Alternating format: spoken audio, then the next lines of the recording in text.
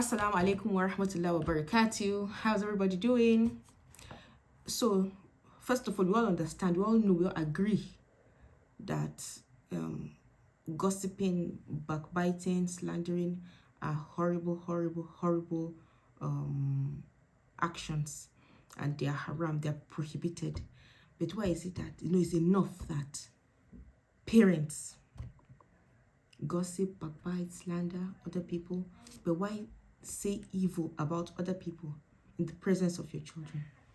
You should know that you owe your kids a certain degree of moral responsibility. Your kids look up to you. You are a role model to your children. And when you do stuff like this, you are showing the child that it's okay, to backbite, to slander, to gossip about people. It should not be an action that you should tolerate in your home. But how would you prevent your child from doing this if you yourself do it? Like, it's so bad. I don't even know how else to quantify or to express this. But it's really bad. And kids are impressionable. You keep saying evil things about someone, and your child is hearing.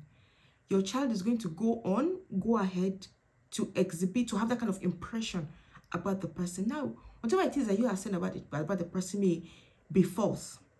Well, gossiping, backbiting, that's exactly what it is. It may be false, it may be wrong. It may just be your impression of that person. It may not be the reality itself.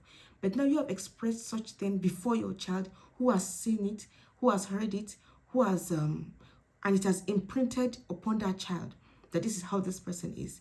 The child will feel like it's okay, to talk bad about people, to use bad words. I think we as parents, we have to be very mindful and very careful.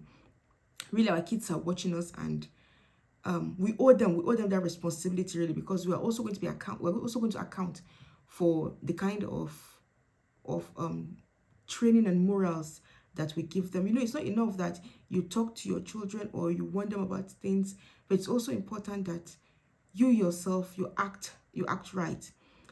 Time has gone where, or rather, I heard it somewhere that kids don't listen to what you say, they see what you do rather, and they imbibe it. So you don't want your child to do this, then you don't do it yourself. But even more important is about the kind of dysfunctionality that the child is going to grow up into, or around, or among. So just please don't do that. It's not cute. It's not cute at all. And you're going to account for it. Your child will grow up, and innocent people you have already made enemies. You understand? Your kid has, because if you say something about somebody and your kid naturally will align with you, of course, your child has made enemy of somebody that they don't even know the beginning and the end of what the problem is. And you should always understand that people change. But when you impress upon your child that this person is such an evil person, the child may not ever give the person another chance. We just see the person in that kind of light. So we should just be very mindful of balancing stuff. I understand that, yes, some people could be plain evil and dress, but I just feel that we should be able to manage the situation in a better way, and probably gauge how our kids can understand stuff. If you know that the kid is still too young, to process some things, and you just wait. Sometimes time will reveal the reality of some things, and in other instances, things may change, and you even thank God you do not say certain things. But the bottom line of this message is that don't say evil things about people in front of your children. Your kids are impressionable, your kids are innocent, your kids are harmless, and just keep them that way for as long as you can. And let me make it easy. Allahumma ameen. Masala.